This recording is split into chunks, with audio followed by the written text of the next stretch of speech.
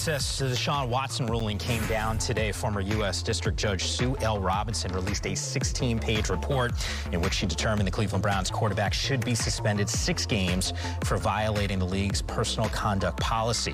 The NFLPA will not appeal the decision. The league, they have 3 days to decide if they want to appeal that ruling. More details coming up here on Total Access. Oh, let's get the practice vibes with the pads going. I was in the Bay Area the other day. Those dudes couldn't wait to get the pads on. Here's Tony Pollard with them on.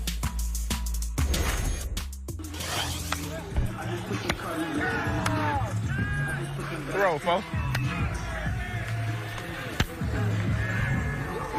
Let me get one, Nuss. Let me get one, Nuss. Big homie. Let me get one. Let me get one. Come on now, I ain't gonna forget you. Well, Tony Pollard actually led all running backs in yards per carry last season, but the workhorse of this offense, it's still Zeke. Led the league with 7,386 rushing yards since he entered the NFL. That's 596 more than the next closest guy. You know his name, Derrick Henry. LT, Chris Rose, where in Oxnard, hanging out with the running back. How have you evolved as a leader, especially on this offensive side of the ball? Because you're a guy that all of those guys look to. You know, when things are going bad, they're going to look to you and Dak. So how have you evolved, even in your own running back room, you know, with some of the younger guys that are coming up behind you? How have you evolved in that manner? I'd say probably like, you know, in my earlier years, you know, I was really more of a lead by example guy, go out there and show them how to practice, show them how to work. But, you know, I think as I got older, you know, it's about, you know, bringing those guys with me, you know, teaching them how to be pros, teaching them, you know, what it takes to try to be great. And, you know, I've been, you know, taking big pride in that. And also, I want to give you credit because playing through injury is a lot of things that a lot of running backs won't do, you know, and I recall myself during my career playing through some tough injuries where I knew I wasn't the same playing that. Of course, you know, you ain't gonna get the credit. All people are gonna say or see is, oh, maybe he lost a step, or maybe he's not the same person, not knowing that you're dealing with a lot of different injuries.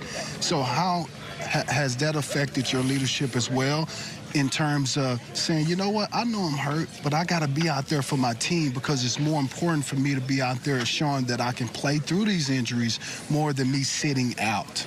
You know, just like you said, being a leader in this team, you know, I feel like it's important for me to be on the field. And I'm to be honest with you, I don't really pay attention to what, you know, everybody outside this organization is saying. And just really focusing on being who I need to be for this team, being a leader I need to be for this team. And I know, you know, that I'm valued by my teammates and my organization. So really the outside noise, it really don't matter. It's a big year, really, for you personally as well. How do you view this? You know, knowing Tony's heading to free agency here, you guys are both going to be used a lot. There's such high expectations. Do you allow yourself in this past offseason, as you're working to get healthy and get ready to get back on the field, to think about the importance, team goals aside, for you this year and what it could mean? I think you got to approach every year the same way. Every year is important. You know, I'm not going to be able to go get that last one back. I'm not going to be able to get this one back after this season. So, I mean, I'm not really looking too far down the road. I'm focusing on, you know, being the best I could be every day, every week, and just doing what I can. I feel like if I, you know, take care of what I need to take care of every day, day by day, that, you know, when the season's over, I'm going to be in a good spot. There we go. LT handling business with Siciliano. Also handle business, LT, on the football field. David, we're very much aware of this. We are. All right, Zeke and LT entering age 27. That was a good year for you. It was a good year.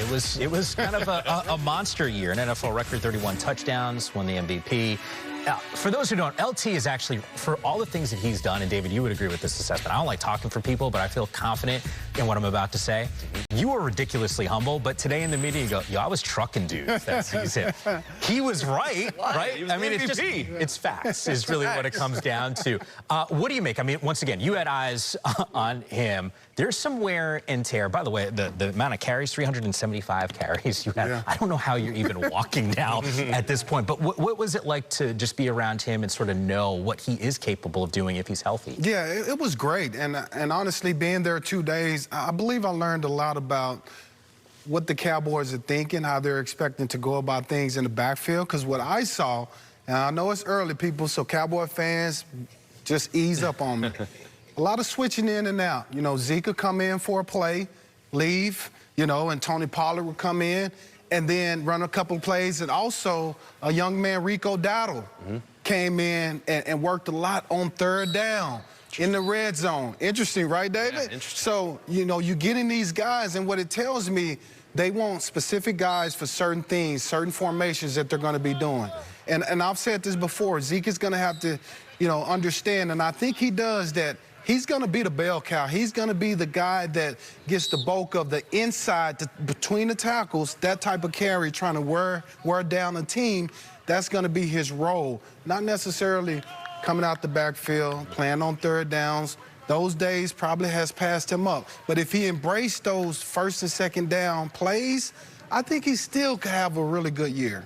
Yeah, I agree. He can have a really good year, and he's still very, very important in pass protection. As we all know, he's really good even when he doesn't have the ball in his hands. So he's very important to this offensive system going forward. The only issue that I see going forward, I mean, look at them. They're first in points per game, first in yards. Like, they moved the ball. That isn't an issue. The issue is details. The issue is an identity, running the football. Like, what are they going to be? So you don't have Cedric Wilson. You don't have Amari Cooper. And right now, Gallup's hurt. It's CeeDee Lamb and those backs that you mentioned.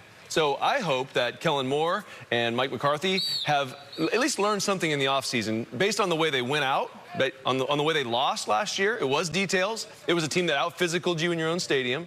So I think that you almost have to take a page out of their book and say, you know what, we were able to throw the ball kind of all over the yard, but we don't necessarily have those same pieces anymore. We still have Dak, right? We still have a good stable of backs, and I think our offensive line will be pretty good. They might not be as dominant as they used to be, but they're going to be better. So I think you almost have to reinvent yourself a little bit. Every year it's new. Every year you don't just show up and it's not the same team every year. So these guys might look a little bit different than the Cowboys last year, but they could be more successful. They might not be the #1 offense in the league. They might be a little bit more physical, a little more ground and pound, a little more Zeke, Tony Pollard, mixing in some backs, throw it to CeeDee, get out of his hand quick. But that's okay. They might win more games. They might make it out of that first playoff game at home. So we'll see how this thing turns out. I'm not used to seeing Dak, though, go, here you go. No, he doesn't want to do it, right? You mentioned it. Like, he doesn't want to do that. But they're almost in that situation, you know? Exactly. Yeah. Even if they are in that situation, though, I don't know if you can make an argument they're better this season than they were last year. And by the way, the Eagles look a little bit better than they were. A lot of young receivers, man. Yep.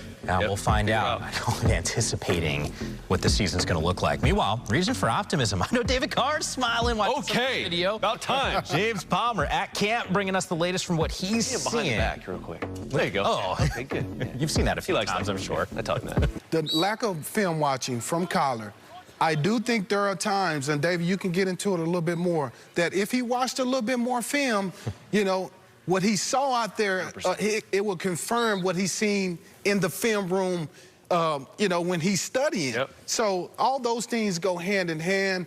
And, you know, at the end of the day, I believe those are the reasons why they haven't performed as they should in the late in the season. You're absolutely right, LT. And I think I'll add this. For 5 days, he could watch film. There's plenty of time to do that. So study up, buddy. But in reality, why do they struggle? It's exactly what you said. You come out with a system and you have a plan, and it catches everybody off guard. As an offensive system, you have the advantage early, because they don't really know what you're going to do. They don't know what you've been tinkering with, what your system, what your formations look like. So for like 3 or 4 weeks, you can jump out. You can get out on guys before that film comes in. And now people start studying. They develop a game plan. They start to hone it in. And you see the Cardinals have fallen off a cliff. They've just kind of, literally, Cliff Kingsbury, like, he's doing his work. And I agree with you. It is on him. But it also lays on the quarterback because, like you mentioned, a lot of what you do at quarterback is anticipatory. You have to anticipate what they're going to do based on the look that you see. And when you listen to Tom Brady talk, just like he did this offseason, I've mentioned this before last week on the show, Tom Brady knows where he's going to throw the football before the snap 80% of the time. He already knows where he's going with the football based on the deployment of the defense, and Kyler can take a page out of his book. He's tremendously talented, and they have a ton of weapons and a great offense. And a lot of times, he just relies on his ability to make plays. You know, he sees it. Yeah, he's always done. And he's been successful. You saw him in Texas, right? Fantastic high school quarterback. College, same thing, Heisman Trophy. He's had success here.